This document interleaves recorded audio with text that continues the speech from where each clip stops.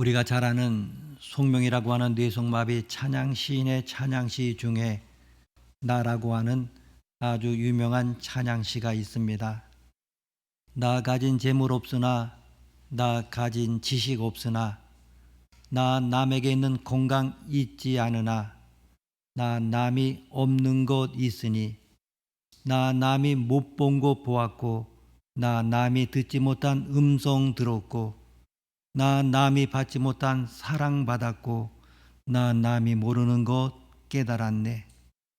공평하신 하나님이 나 남이 가진 건 나 없으나, 공평하신 하나님이 나 남이 없는 것 갖게 하셨네. 송명희 시인의 인생에 있어서 참으로 중요한 것을 잃어버린 그런 사람입니다. 그러나 그는 자신이 가장 중요한 것을 잃어버리지 않았다라고 이렇게 고백합니다. 그리고 오히려 그런 면에서는 남보다 더 뛰어난 은혜와 은총을 받았다 이렇게 자랑합니다. 그래서 하나님은 공평하신 하나님이라고 참으로 엄청난 고백을 하고 있습니다. 사람이 살아가는 데 있어서 재물은 중요한 것입니다. 지식도 중요하고 건강도 중요합니다. 그러나 그것과도 비교할 수 없는 것이 있는데 그것은 하나님의 음성을 듣고 보고 깨달을 수 있는 능력입니다. 저는 그것을 한마디로 은혜 받을 줄 아는 능력이라 이렇게 표현합니다. 여러분, 은혜 받을 줄 아는 능력을 사모하시고 소원하시기를 바랍니다. 그리고 그것을 하나님께 기도하실 수 있기를 바랍니다. 하나님의 음성을 듣는 능력의 초보는 성경과 설교를 통하여 하나님의 음성을 듣는 것입니다. 그리고 찬송과 기도 중에 하나님의 음성을 듣는 것입니다. 그러나 이것도 얼마나 힘들고 어려운지 모릅니다. 설교를 통하여 은혜를 받는 훈련을 하여야만 합니다. 설교를 들을 때 마음의 자세를 낮추고 겸손한 마음으로 설교를 경청하셔야만 합니다. 설교를 은혜스럽게 듣는 훈련이 하나님의 음성을 듣는 가장 기본적인 훈련 중에 하나입니다. 설교의 은혜를 받을 수 있도록 기도하고 노력할 수 있기를 바랍니다. 또한 성경을 은혜스럽게 읽는 훈련을 하여야만 합니다. 성경책만 펴면 잠이 오는 수준을 벗어나야 됩니다. 정말 우리가 예수 믿는 사람이 되려면, 그리고 믿음이 주는 유익과 축복을 누리려고 한다고 하면 무엇보다도 성경 말씀이 송이꿀보다도 더 달다는 체험과 고백을 할 수 있어야만 합니다. 그러기 위하여 성경을 혼자서 은혜스럽게 읽고 묵상하는 훈련을 받아야만 합니다. 평생을 믿어도 혼자서 성경을 읽으며 은혜 받을 수 있는 지경에 이르지 못한다고 하면 그것은 참으로 불행하고 안타까운 일이 아닐 수가 없습니다. 또한 찬송을 은혜스럽게 부르는 훈련을 하여야만 합니다. 찬송을 통하여 우리는 하나님의 음성을 들을 수 있습니다. 찬송의 은혜는 말하지 않아도 다 아실 것입니다. 찬송을 통하여 우리는 하나님의 은혜뿐만 아니라 하나님의 능력을 체험할 수 있습니다. 깊은 찬송을 통하여 신유의 역사도 일어난다고 하는 것을 우리는 알고 있습니다. 또한 깊은 기도를 할 수 있도록 훈련해야 됩니다. 기도 중에 하나님과 깊은 대화가 이루어질 수 있을 때까지 기도하는 생활을 연습하여야만 합니다. 그러면 우리는 기도 중에 하나님의 음성을 들을 수 있게 될 것입니다. 요즘 우리가 보게 되면 교회 다니는 사람들은 많아졌습니다마는 예수를 깊이 믿는 사람들은 오히려 점점 줄어드는 것이 아닌가 싶어 염려스럽습니다. 이왕 믿는 예수 깊이 믿을 수 있도록 욕심을 가지고 노력할 수 있기를 바랍니다. 그리고 설교와 성경과 그리고 찬송과 기도를 통하여 늘 살아계신 하나님의 음성을 들으며 늘 그 말씀과 은혜의 감동을 느끼며 살아갈 수 있기를 바랍니다. 이렇게 말씀이 있고 은혜로운 삶을 살아가는 우리들에게도 보면 오늘 우리 주위에는 스스로 불행하다고 생각하는 사람들이 많이 있습니다. 그들에게 당신은 무엇 때문에 불행합니까? 라고 이렇게 물어본다고 하면 여러 가지로 대답할 것입니다. 어떤 사람은 직장이 없어 돈을 벌지 못해 가난해져 불행하다고 말할 것이고, 어떤 사람은 공부를 많이 하지 못해 무식한 바람에 성공적인 삶을 살지 못했다고 불행하다고 말할 것입니다. 어떤 사람은 질병 때문에 건강하지 못하여 불행하다고 말할 것입니다. 젊은이들은 요즘 공정의 문제를 많이 이야기합니다. 엄마 찬스, 아빠 찬스가 없어서 불행하다 이렇게 이야기할 수도 있습니다. 여러 사람들이 스스로 불행하다고 말하는 원인들을 살펴보게 되면 크게 두 가지라고 하는 것을 발견할 수 있습니다. 첫째는 개인적인 불행입니다. 즉 개인적으로 병에 걸려 불행하다든지 아니면 가난해서 행복하지 못한 것입니다. 거기에 비해서 둘째는 사회적 불행입니다. 즉 전쟁이 나는 바람에 모든 것을 잃어버리고 비참한 가운데 겨우 목숨만 거저 살게 되었다든지 코로나로 인한 경제적인 어려움 등이 있습니다. 우리는 이런 개인적인 불행과 사회적 불행을 잘 연결시켜 생각하지 못하는 경향이 많이 있습니다. 몸에 병이 생겼을 때 병원에 가서 진찰을 받고 전문의 치료를 받아야 됩니다. 그 이유는 우리의 몸이지만은 병이 났을 때 어디가 아프며 어떻게 해야 아픈 것을 고칠 수 있는지 모르기 때문입니다. 이것은 병원에서 해당 분야의 전문 지식 가진 자들만이 고칠 수 있기 때문입니다. 그러하기에 몸이 아플 때는 마음대로 이것을 먹고 저것도 먹는다고 고칠 수 있는 것이 아니라 전문 의사와 정확한 진찰을 받아야 고칠 수 있습니다. 마찬가지로 인간들이 겪는 수많은 불행이 모두 하나님과의 적대적인 관계에서 온다고 말씀하고 있습니다. 특히 전쟁이라든지 지진이라든지 태풍 같은 사회적 재난들은 하나님과 적대적 관계가 심하게 악화되었을 때, 즉 하나님 앞에서 인간들의 죄가 많이 누적되었을 때 나타나는 현상이라고 말씀하고 있습니다. 사실 우리 인간들 중에는 어느 누구도 신을 완전히 무시하거나 부정하는 사람 많지 않습니다. 사람들은 누구나 할 것 없이 마음속으로 신의 존재를 생각하고 신의 축복을 바라고 있습니다. 그러나 그 모든 생각이 하나도 정확한 것 없이 모두 자기 나름대로의 민간 요법에 불과합니다. 우리가 알아야 할 것은 성경은 하나님과 우리와의 관계를 진찰하고 치료하는 유일한 책이라고 하는 사실입니다. 성경은 만일 우리가 하나님과 적대 관계를 해결하고 제대로 은혜받기만 한다고 하면 어떤 불행도 치료할 수 있고 오히려 아름답고 풍성한 새로운 삶을 살게 된다고 말씀하고 있습니다. 우리는 병이라고 할 때 두 가지를 생각해야 됩니다. 하나는 병의 뿌리에 해당되는 병입니다.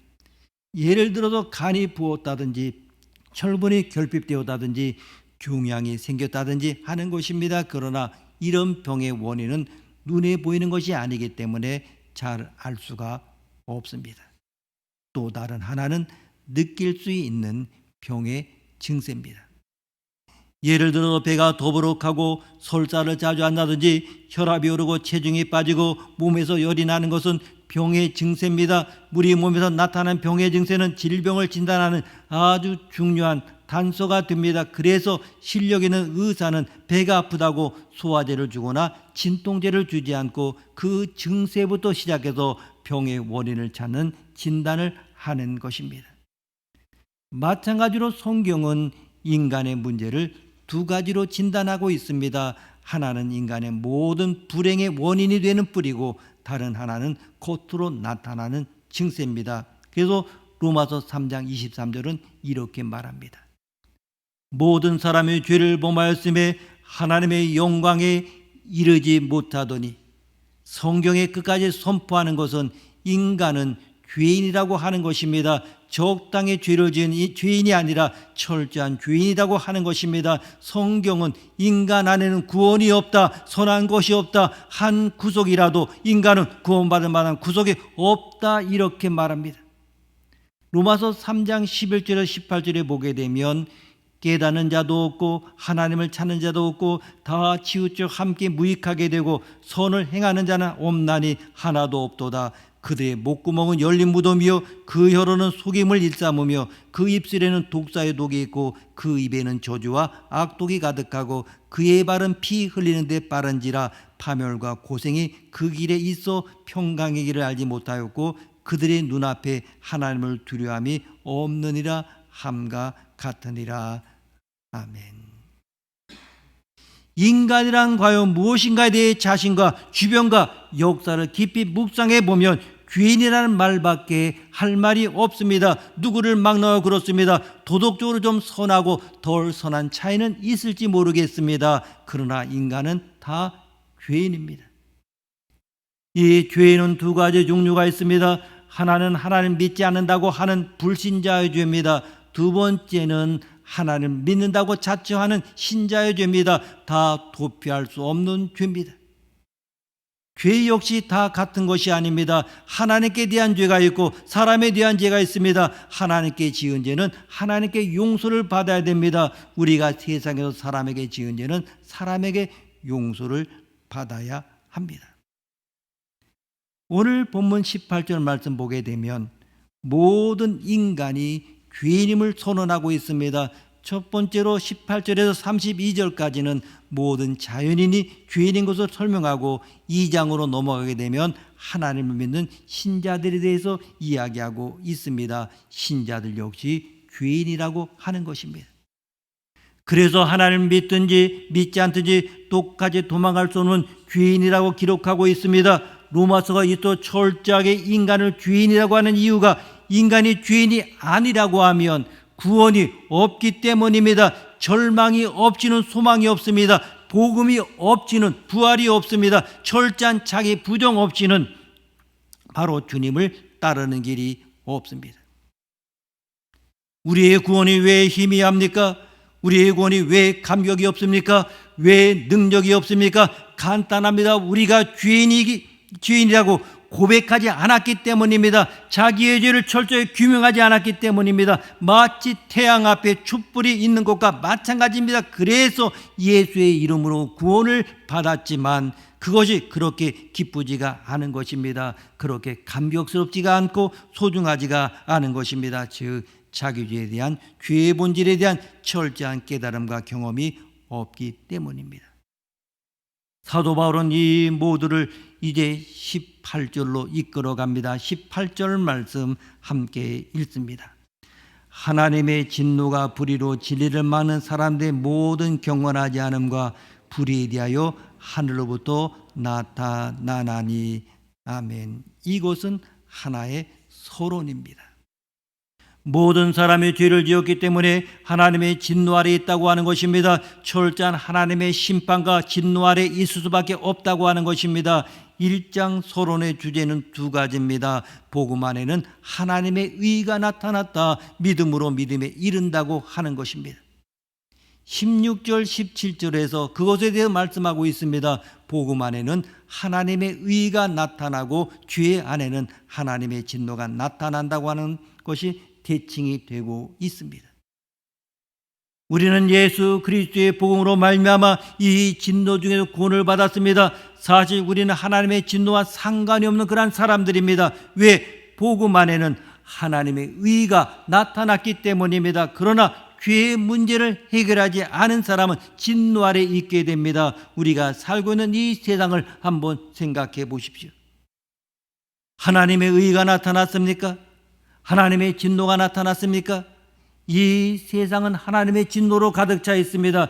죄는 용서받기 전까지는 절대로 없어지지 않습니다. 숨겨도 안 되고 세월도 별로 도움이 되지 않습니다. 하나님의 진노는 쌓이는 것입니다. 대형 건물들의 부실 공사도 있습니다마는 어떤 무게까지는 버티다가도 그 무게가 넘치게 되면 그 순간에 확 무너지는 것과 마찬가지입니다. 여러분의 죄는 없어지지 않고 쌓여갑니다. 잊어버린 것 같아도 없어지지 않습니다. 예수 그리스도의 피로 그 죄를 씻지 않는 한 그 죄는 그대로 있습니다. 여러분이 죽는 날 그것이 터지는 것입니다. 이 민족에 수많은 죄가 있습니다. 억울하게 소리 지르고 피 흘린 사람들이 많습니다. 절대로 없어지지 않고 쌓이는 것입니다. 여러분이 안방에서 한 말이 그날에는 지붕에서 나팔 부는 것 같이 들린다고 했습니다. 그래서 죄를 회개하고 예수 그리스도의 보혈로 죄를 빨리 없애버리라고 하는 것입니다. 없애야만 진노가 쌓이지 않는 것입니다.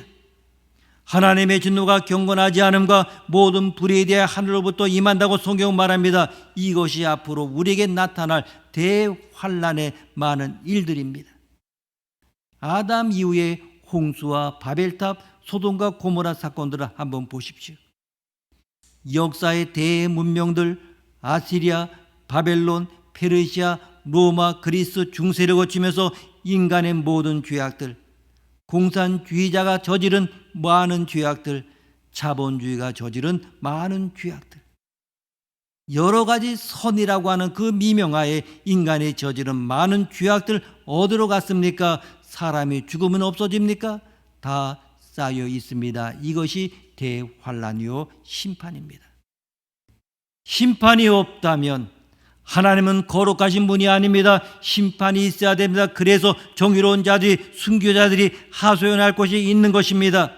여러분들과 국가와 인류가 저지른 죄악들 절대로 없어지지 않습니다. 다 쌓입니다. 이 심판을 막을 수 있는 분은 오직 한 분, 예수 그리스도입니다. 누구든지 예수를 믿는 자는 구원을 얻으리라 말씀하십니다. 그분 안에서 모든 죄악과 저주가 사라지는 것입니다. 다윗은 이렇게 고백하고 있습니다. 시편 90편 9절 말씀 보게 되면 우리의 모든 날이 주의 분노 중에 지나가며 바로 하나님의 거룩하고 공의로우신 분이라면 사람들 보시면서 하루도 분노를 안 터뜨리실 날이 있겠습니까? 시편 7편 11절에 보게 되면 하나님을 알 수가 있습니다. 하나님은 의로운 재판장이시며 매일 분노하시는 하나님이로다. 아멘. 세례요한은 이 세상에 뭐라고 이야기했습니까? 도끼가 나무 뿌리에 닿았다고 말했습니다. 하나님의 진노가 우리 안에 가득 찼다고 선포하고 있습니다. 그러한 진노들이 하나씩 터지는 것입니다. 그렇다면 이러한 하나님의 진노를 가져오게 하는 불의로 진리를 막는 사람들은 누굽니까? 성경은 그 사람에 대하여 두 가지로 말합니다. 첫째는 경건하지 않음과 둘째는 불의한 것입니다. 경건하지 않은 것 18절에 23절까지 나타나고 불의에 대해서는 24절에서 32절까지 두 개로 나눠 쓰고 있는데 이것은 다른 말로 표현한다고 하면 본질적인 죄와 도덕적이고 윤리적인 죄를 말합니다. 여러분 진리를 좋아합니까? 거짓을 좋아합니까? 우리가 진리를 좋아한다고 합니다마는 그러나 보게 되면 일반적으로 거짓을 좋아합니다. 진리를 좋아하는 것 같습니다. 그런데 사는 것을 보게 되면 마음은 진리를 원하지만은 악을 선택합니다. 자꾸 부정적으로 바뀝니다. 비판하고 독점하고 싶고 지배하고 싶습니다. 그것을 누가 가르쳐 주었습니까? 아무도 가르쳐 주지 않았습니다. 원래부터 그런 죄에 대한 경향이 있습니다. 여러분 선합니까? 악합니까? 악합니다. 죄에 대해 깊은 상처와 하나님에 대한 깊은 상처가 있는 것입니다. 이런 사람은 하나님을 모르며 하나님을 찾기를 거부하고 하나님을 거부합니다. 부정적인 성향을 갖습니다. 첫 번째 불효는 하나님을 우습게 생각하는 불경건한 사람입니다. 이 불경건을 하는 것은 하나님이 없다고 하는 것입니다. 이런 사람은 하나님을 자기 마음에 두기를 싫어하고 그분의 존재를 인정하지 않으려 합니다. 하나님과 내 인생이 관계 맺기를 거부합니다. 하나님을 경외할 수가 없습니다. 경건이라고 하는 것이 하나님을 존경하고 거룩하게 생각하고 경외하는 마음이라면 불경건은 바로 그와 반대입니다. 이것이 가장 큰 죄입니다. 하나님을 내 마음에 모시지 않으려고 하는 것, 하나님께 경배와 찬양과 존귀를 올려드리려고 하지 않는 것, 이것이 바로 죄입니다. 이 죄가 본질적인 죄고 영적인 죄고 원죄입니다. 두 번째, 하나님의 진노를 가져오는 사람, 불의한 사람입니다. 이 불의가 어디서 옵니까? 하나님을 모시지 않거나 경건하게 생활하지 않는 데서 옵니다. 도덕적, 윤리적 타락이 옵니다. 죄를 이길 힘이 없습니다. 걷잡을 수 없이 자신이 부패해집니다. 그 상태가 바로 불이라고 하는 것입니다. 19절 말씀 함께 읽습니다. 19절입니다. 이는 하나님을 알만한 것이 그들 속에 보임이라 하나님께서 이를 그들에게 보이셨느니라. 아멘. 자, 하나님께서 인간을 창조하실 때 분명히 인간에게 하나님을 알만한 것을 주었다고 했습니다. 인간의 이성과 양심을 통하여 하나님을 느끼도록 하셨다고 하는 것입니다. 즉 하나님 믿지 않은 무신론자나 불가지론자들 다 거짓말쟁이라는 말씀입니다. 하나님은 자신이 존재한다는 것을 사람의 이성과 양심이 다 알게 해 주었는데 하나님이 없다고 말하는 것은 바로 거짓말입니다. 무신론 역시 하나의 신앙입니다. 하나님이 없다고 믿는 것입니다. 하나의 주장이요 사상입니다. 하나님에 대한 반항이요 거부요 도전입니다. 하나님과 전쟁하겠다고 우기는 것입니다. 인간의 죄의 상처를 받았기 때문에 하나님이 내 속에 들어오는 것을 자꾸 거부합니다. 이에 대해 성경은 하나님을 알만한 것이 교회 속에 있다 이렇게 말씀합니다. 그런데 이것을 언제 알게 됩니까? 병들고 죽을 때가 되면 이것을 압니다. 정말 권력이 있고 돈 있고 그리고 젊고 기운이 있을 땐 잘 모릅니다.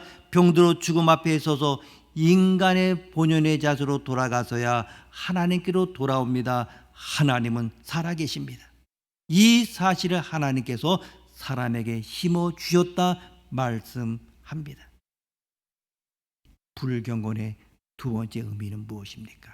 20절 말씀 함께 읽습니다. 20절입니다. 창세로부터 그의 보이지 아니하는 것들 곧 그의 영원하신 능력과 신성이 그가 만드신 만물에 분명히 보여 알려졌나니 그러므로 그들이 핑계하지 못할지니라. 아멘. 하나님께서 자신의 모든 보이지 않는 능력과 신성을 모든 자연 만물에 심어 두셨다고 합니다. 창조자가 무엇을 만들 때 그 만든 것과 그 자체는 당연히 상관이 있습니다. 여러분 유명한 화가의 그림 속에는 그 화가가 그림 안에 있습니다. 정말 작품을 보게 되면 그 작가의 인격을 알 수가 있습니다. 이 우주 만물에는 바로 하나님이 계십니다. 그가 만드신 것에는 반드시 자기의 호흡과 인격이 들어 있습니다. 들에 핀 꽃 한 송이에도 하나님이 계십니다. 흐르는 공기에도 하나님이 계십니다. 인간의 몸은 어떻습니까? 정말 이것이 어찌 우연일 수 있겠습니까? 진화가 되었고 우연이 되었다고 하는 것을 어떻게 생각할 수 있습니까? 창조자가 없이 이것이 어찌 있을 수 있겠습니까? 인간이 깨끗한 양심과 이성으로 판단한다고 하면 이 모든 것을 다 알 수 있습니다. 그럼에도 불구하고 인간은 오만하게 하나님이 없다 이렇게 말합니다. 이것이 죄고 도전입니다. 그 뒤에는 사단의 세력이 웅크리고 있는 것입니다. 이것을 느낄 수 있습니다.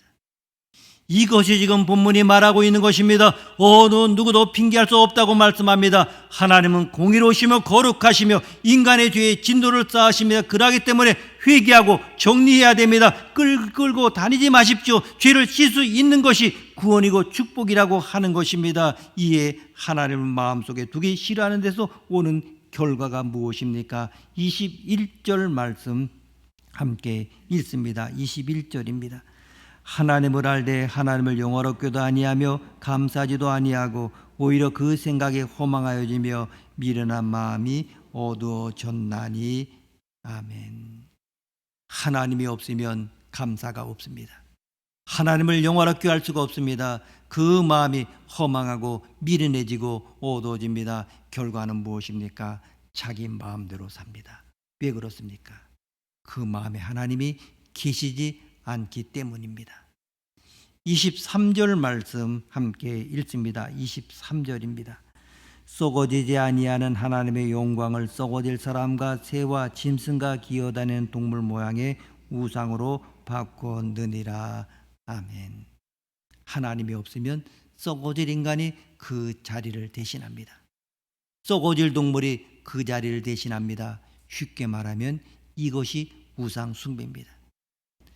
우상 숭배는 하나님 없는 인간의 본질입니다. 하나님 없이 인간은 살 수가 없습니다. 하나님 없이 사는 사람 다 미쳐버립니다. 그래서 그 자리에 인간을 가져다 놓습니다. 자기 자신이 신입니다. 자신의 정욕과 야망대로 삽니다. 많은 사람들 죽이고 피해를 줍니다.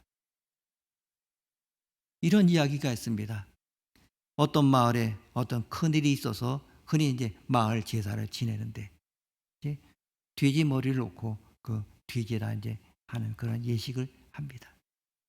그래서 그 예식을 다 하고 나면서 어떤 사람이 말합니다.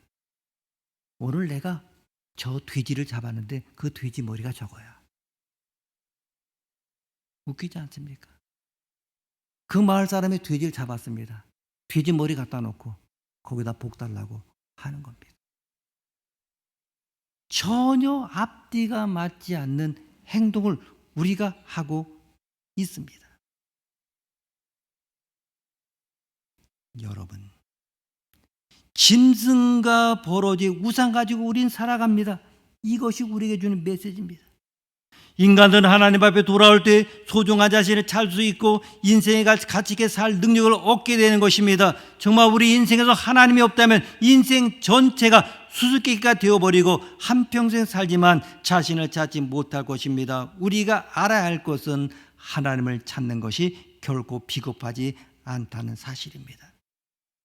자식의 부모를 찾는 것은 인간으로 당연한 일이듯이 우리가 하나님을 찾는 것은 결코 비겁한 것이 아닙니다. 오히려 우리가 하나님을 찾을 때 가장 우리다울 수 있습니다. 교회는 하나님의 진노가 나타납니다. 그러나 복음에는 하나님의 의가 나타납니다. 하나님을 믿는 사람에게는 영생이 있습니다. 용서가 있습니다. 진노가 사라지고 심판이 사라지는 것입니다. 환난이 와도 그것이 그 사람에게 피해 가는 것입니다. 그에게는 영원한 생명이 약속되어 있습니다. 교회의 삭선 사망이요, 예수 그리스도는 우리의 소망이십니다. 인간이 죄인임을 고백해야 합니다. 하나님의 진노가 우리 안에 있다는 사실을 인정해야 합니다. 오늘도 하나님 앞에서 우리의 아름다운 모습이 살아나기를 바라며 교만을 치료받고 불행을 치료받아 가장 아름다운 삶이 이루어지기를 소망합니다. 예수 그리스도의 의로 새로 옷 입고 그 앞에 나아가기를 축복합니다. 기도하시겠습니다. 하나님 아버지, 우리의 죄를 주 앞에 고백합니다. 허물과 죄로 죽었던 존재여 하나님의 진노를 받아 마땅한 존재지만 예수 그리스도의 긍휼과 십자가의 보혈로 우리를 살려주신 것을 감사드립니다. 우리의 죄가 다 녹아지게 하시고 우리들의 숨겨진 비밀들이 다 드러나게 하시고 하나님 앞에 거룩하고 의로운 자들이 되게 하옵소서. 교만을 치료받고 불행을 치료받아 가장 아름다운 삶이 이루어지게 하옵소서. 예수님의 이름으로 기도드립니다. 아멘.